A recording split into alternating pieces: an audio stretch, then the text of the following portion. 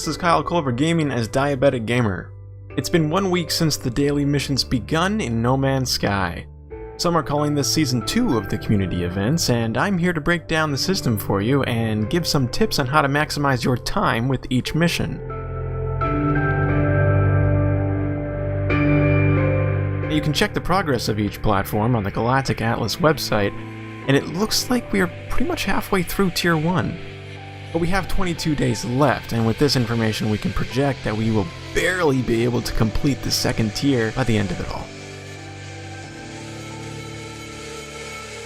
So daily missions are given out by the synthesis bot aboard the Anomaly.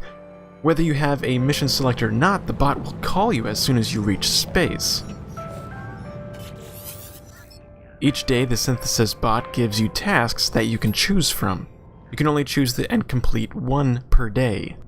Once you've completed the daily mission, you have to wait until the end of the day for a new one. Each completion yields 250 Quicksilver, which is the currency used by the bot, which is then turned into prizes for the player.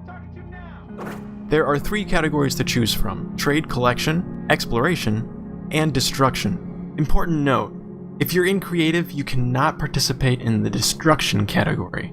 Missions are circulated every other day and contain only 2 missions per category. It's basically the same thing, just every other day.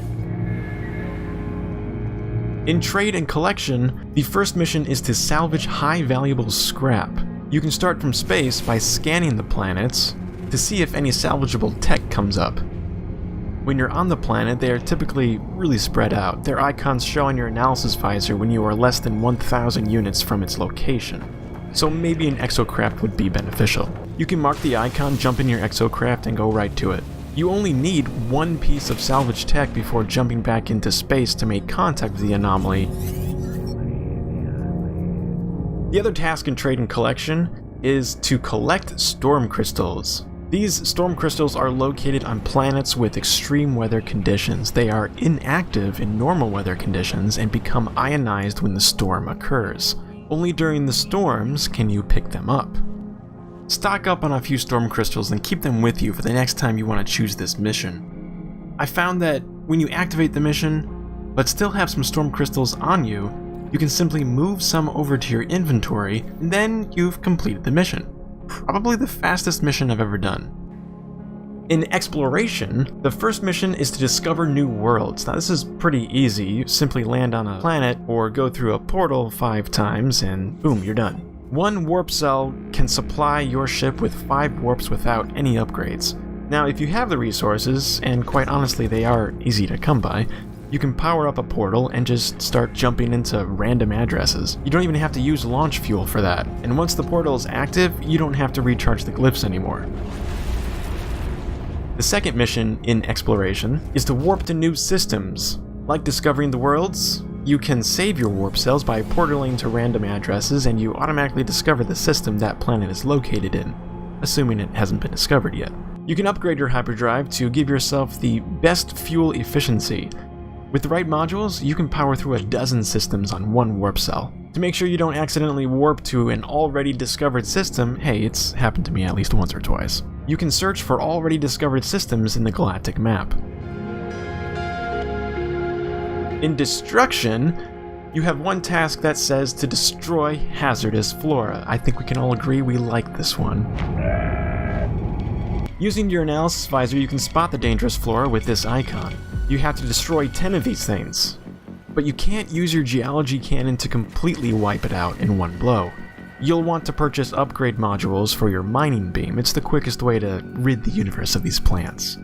You'll want modules that have a significant increase in mining speed. Not only does it speed up your mining, but it also deals out increased damage to those pesky plants.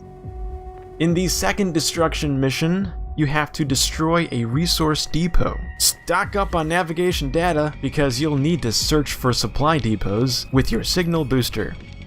Unless you randomly fly over one. If you scan 3 or more times with the signal booster without seeing the supply depot pop up, simply move locations and try again. Remember, some planets don't even have depots, like lifeless planets. You must destroy the depots with your multi-tool. I would suggest the long-distance tactic to avoid the sentinels, but once the depot is destroyed, the action will not trigger the mission. You have to be much closer.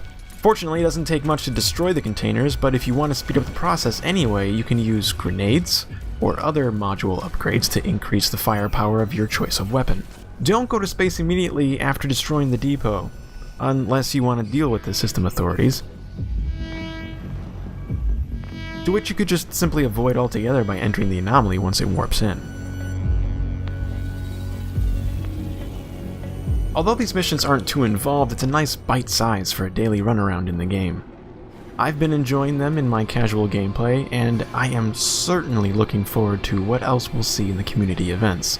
And if anybody will be able to get to Tier 3. I hope that's been helpful. If you have any tips or suggestions that you came across, go ahead and let me know in the comments.